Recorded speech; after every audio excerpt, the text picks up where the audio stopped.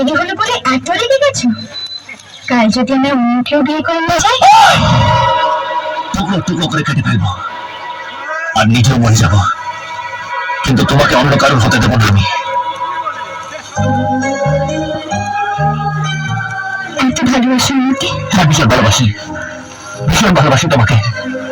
কারণ জীবনে যদি আমি কিছু পেয়ে থাকি সেটা হলো তোমার ভালোবাসা, আর সেই ভালোবাসাকে আমি কখনোই হারাতে চাই না। যদি এক মুহূর্তের জন্য তুমি আমার কাছ থেকে দূরে চলে যাও, তখন এখানে ভীষণ কষ্ট হয়। কেন হয় এই কষ্ট? ব্যাস, আর কিচ্ছু বলি।